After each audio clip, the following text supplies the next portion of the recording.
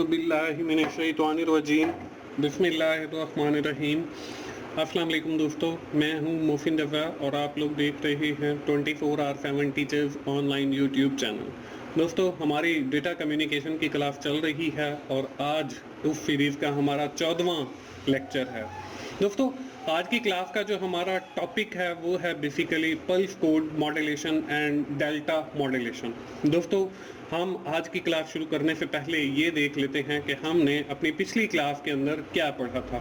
दोस्तों, पिछली क्लास के अंदर हम लोगों ने अपना एक टॉपिक वाइंड अप किया था जिसमें हमने ब्लॉक कोडिंग, डिवीजन, सब फिचूशन, कम्बिनेशन, स्क्रैबलिंग, हमने टाइप्स देखी डिफरेंट स्क्रैबलिंग की।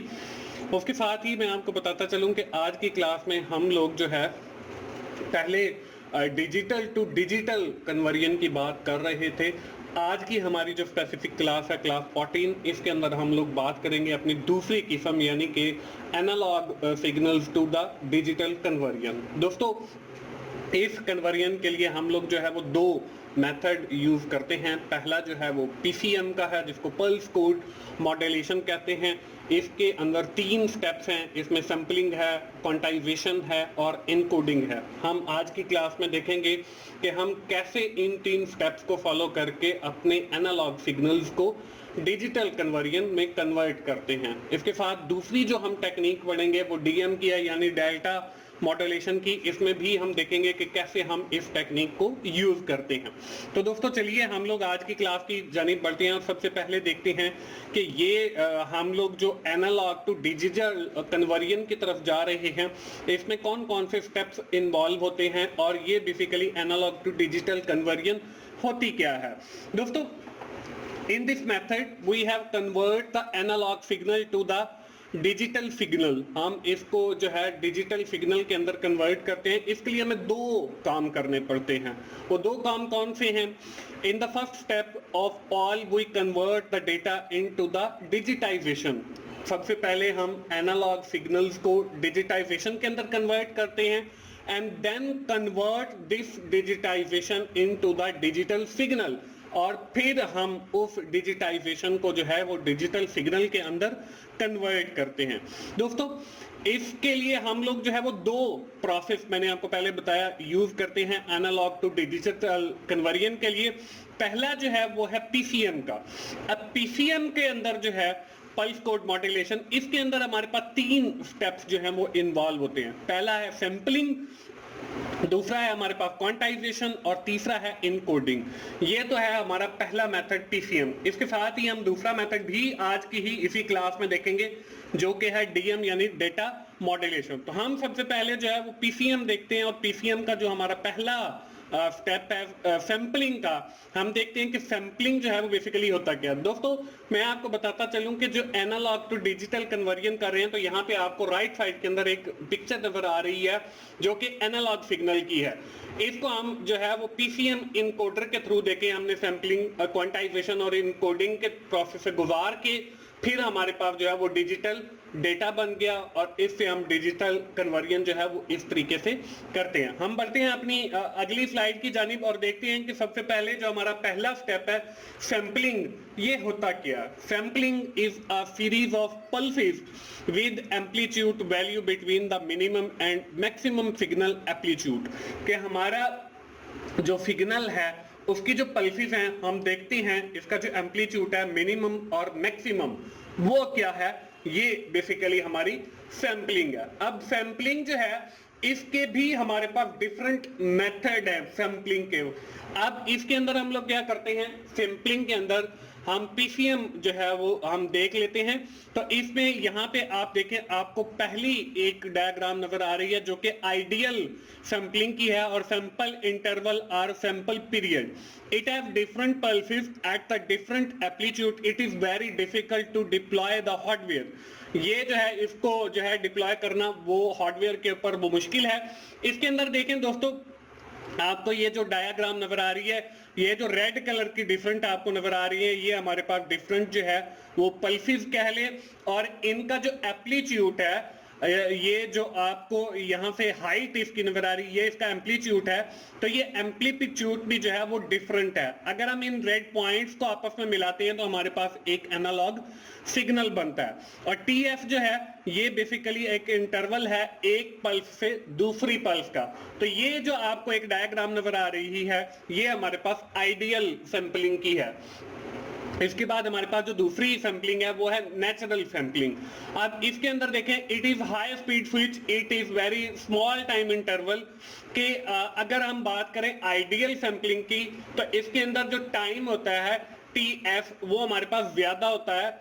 अगर हम नेचुरल सैंपलिंग की बात करते हैं तो इसके अंदर हमारा जो टाइम है वो कम होता है as compare to the ideal sampling. और इसमें देखें हमारी जितने भी पल्सेस हैं वो बिल्कुल ऑफलाइन के साथ जो है वो टच कर रही हैं और इंटरवल जो है वो कम होता है। इसके बाद हमारे पास तीसरी भी एक किस्म होती है सैंपलिंग की, जो कि है फ्लैट टॉप सैंपलिंग। अब देखिए हमारी ये जो फ्लैट टॉप है ये बिल्कुल सीधी आपको नजर आ रही है सैंपलिंग। ये जो है आइडियल और नेचुरल से जो वो डिफरेंट है। अब it is also called sample and hold technique, इसको हम सैंपल एंड होल्ड टेक्निक भी कहते हैं। तो ये हमारे पास तीन किस्म की सैंपलिंग होती है। दोस्तों ये जो सैंपलिंग है इसको भी मेजर किया जाता है। इसको मेजर करने के लिए हमारे पास जो है वो निक्विस्ट सैंपलिंग रेट जो है, निक्विस्ट का एक फॉर्मूला है जो कि एफएस यानी कि frequency sampling is equal to 2fh यानी कि हाफ ट्वाइस हाईएस्ट फ्रीक्वेंसी इसकी होती है।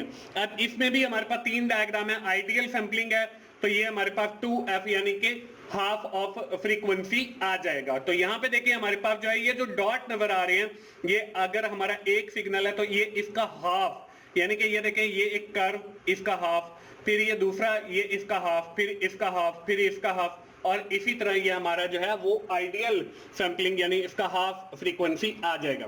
इसके बाद हमारी जो दूसरी सैंपलिंग हमने कोने पढ़ी थी वो हमारे पास थी नेचुरल, लेकिन यहाँ पे है ओवर सैंपल यानी fourth frequency, double Nyquist rate इसके अंदर अप्लाई होता है। एक्स्ट्रा ऑनलाइन सैंपल है नो वैल्यू। तो यहाँ पे देखिए जो आपको रेड डॉट्स नजर आ रहे हैं, एक यहाँ पर है, एक यहाँ पर और एक यहाँ पर और एक यहाँ पर, तो ये 4 डॉट्स यहाँ पे आ रहे हैं, इसीलिए इसको हम ओवर सैंपलिंग भी कहते हैं और 4 फ्रीक्वेंसी भी कहते हैं। और इसी तरह अगर हम आगे जाते हैं तो हमारे पास वही 4 डॉट्स जो हैं वो आगे फिर बन जाएंगे। तो इस तरीके से हमारी ये ओवर सैंपलिंग आ जाएगी और हम जो है निक्विस्ट के फार्मूला से यानी कि 4f यानी कि F is equal to 4th frequency आ जाएगा और ये डबल निक्विस्ट रेट है। इसी तरह डबल के बाद हमारे पास जो है हाफ निक्विस्ट रेट भी है। अंडर सैंपलिंग यहाँ पर ओवर था यानी 4 थी, तो अंडर के अंदर जो है वो कम होगी। तो यहाँ पे देखें डॉट जो है वो सिर्फ वैसे ही है कि एक पूरे सिग्नल के साइकिल के अंदर एक ही डॉट है, तो ये हमारे पास अंडर सैंपलिंग आ जाएगा। तो ये है दोस्तों हमारा पहला स्टेप सैंपलिंग का, जो हम एनालॉग से डिजिटल कन्वर्जन की बात कर रहे हैं। इसके बाद हमारे पास अगली जो चीज आती है वो हमारे पास जो है क्वांटाइजेशन आती है। तो क्वांटाइजेशन क्या है? Quantization is normalization of sample data according to the certain level. कि हमारा जो सैंपल डेटा है जो हमने पीछे सैंपलिंग पढ़ी है वो एक सर्टेन लेवल के ऊपर हम उसको नॉर्मलाइज करते हैं। The number of level chosen on 2 factor, हम ये जो लेवल सिलेक्ट करते हैं ये 2 फैक्टर के ऊपर करते हैं। इसमें पहला फैक्टर जो है वो है रेंज ऑफ एम्पलीट्यूड, कि हमारी जो हाइट है सिग्नल की वो उसकी रेंज क्या है, और दूसरा जो हमारा फैक्टर है वो है एक्यूरेसी, कि उसकी जो एक्यूरेसी है सिग्नल की वो कितनी है।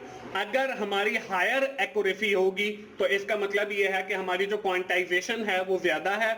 अगर हमारी लो एक्यूरेसी होगी तो इसका मतलब ये है कि हमारी जो क्वांटाइजेशन है वो भी कम है। तो हम ये कह सकते हैं कि अगर क्वांटाइजेशन ज्यादा है तो हमारी एक्यूरेसी भी ज्यादा है, अगर हमारी क्वांटाइजेशन कम है तो हमारी जो एक्यूरेसी है ये भी कम है। तो इसके लिए दोस्तों यहाँ पे हम एक एग्जांपल देख लेते हैं। यहाँ पे देखें दोस्तों, इस एग्जांपल के अंदर ये जो आपको क्वांटाइजेशन कोड नजर आ रहा है इसको हम क्वांटाइजेशन लेवल भी कहते हैं। ये जो 0 1 2 3 4 5 6 7 ये हमारे वो लेवल हो गए क्वांटाइजेशन के। इसके बाद आपको ये जो ग्राफ नजर आ रहा है इसमें देखिए -6.1 है, तो यहाँ पर 0 है, 0 से अगर नीचे हैं तो -1 -2 -3 -4 D आ जाएगा। इसी तरह अगर हम 0 से ऊपर जाते हैं तो D 1D 1 2 2D 3D और 4D आ जाएगा। लेकिन अगर हम यहाँ पे देखें कि अगर हम 0 से ये पहली अपनी पल्स को देखते हैं तो ये सिर्फ 1 है, तो यहाँ पे सिर्फ एक लेवल जो है वो नीचे आई है और उसके बाद थोड़ा सा और नीचे है। तो यहाँ पे देखें नॉर्मलाइज जो वैल्यू है वो आपकी 1.22 आ गई।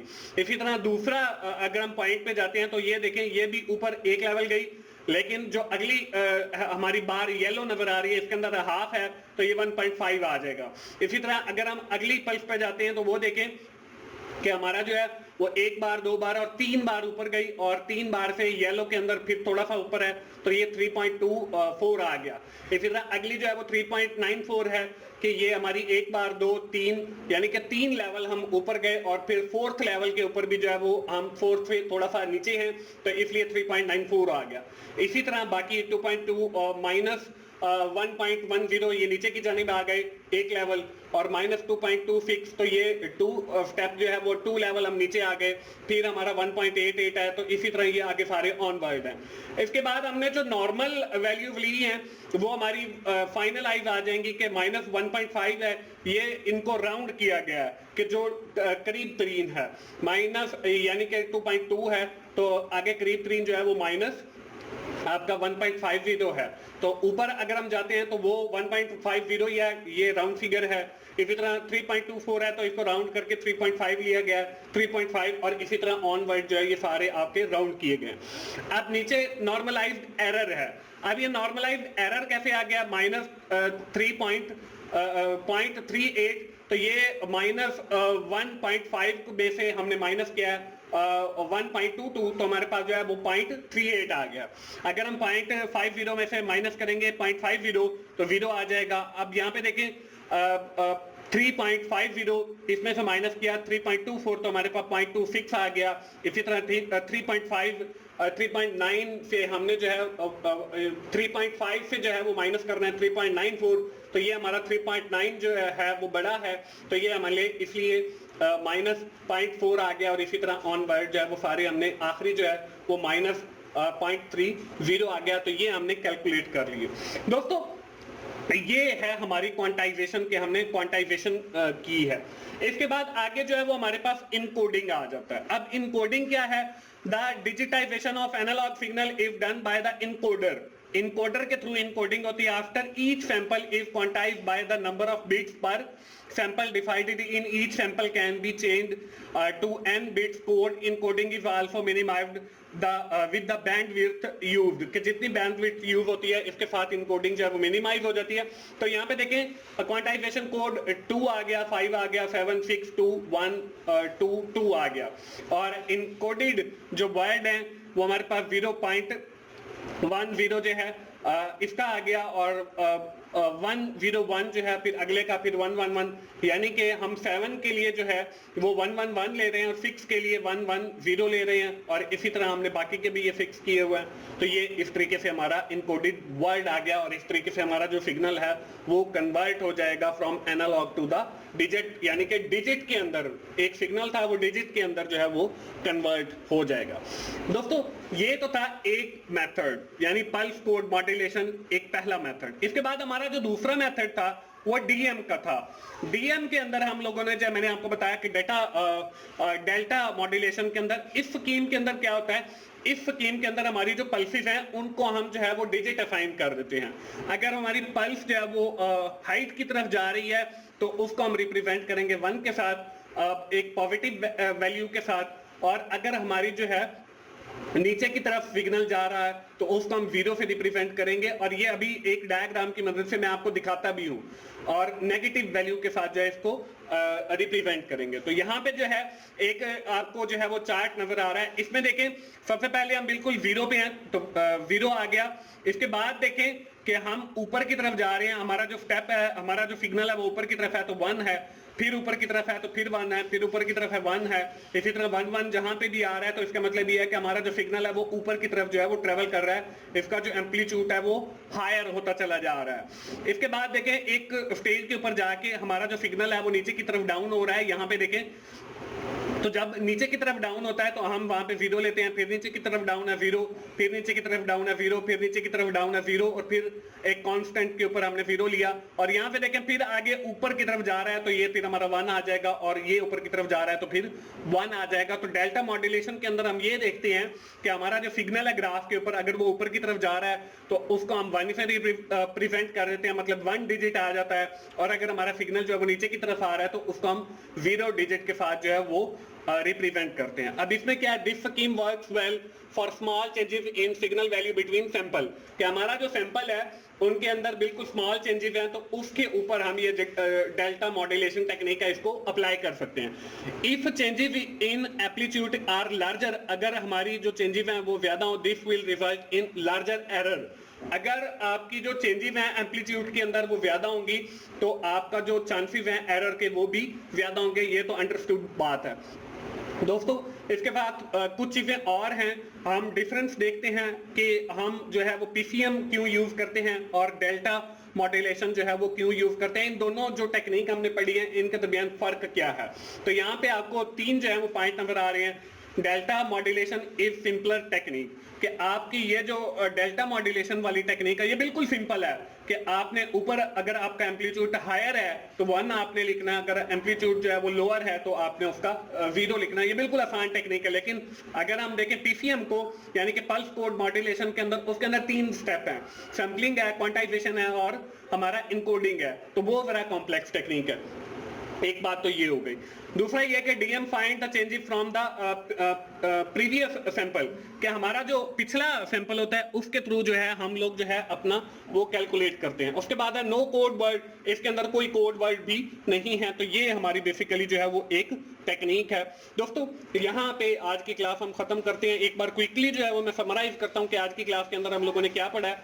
आज की क्लास के अंदर जो है हम लोगों ने बात की एनालॉग टू डिजिटल कन्वर्जन की। इसके अंदर हमने 2 टेक्निक, एक पीसीएम और डीएम जो है उन दोनों टेक्निक्स को हम लोगों ने देखा विद इन डिटेल। दोस्तों उम्मीद है आपको ये क्लास की समझ आई होगी, और इसके साथ ही हमारी जो कन्वर्जन वाले टॉपिक्स हैं, डिजिटल टू डिजिटल कन्वर्जन और एनालॉग टू डिजिटल कन्वर्जन, वो यहीं पे खत्म हो जाता है। अगली क्लास से ऑनवर्ड हम एक नए टॉपिक को लेकर चलेंगे। आज की क्लास दोस्तों हम यहीं पे खत्म करते हैं। दोस्तों अगर आपको मेरी वीडियोस अच्छी लग रही हैं तो आप उन्हें लाइक कीजिए, अपने दोस्तों के साथ शेयर करें और कमेंट जरूर किया करें, और मेरा चैनल 24/7 टीचर्स ऑनलाइन सब्सक्राइब कीजिए ताकि मेरी हर आने वाली वीडियो आप लोगों तक पहुंच सके और आप उससे सीख सकें। दोस्तों मिलते हैं अगली क्लास में, उस वक्त तक के लिए अल्लाह हाफिज।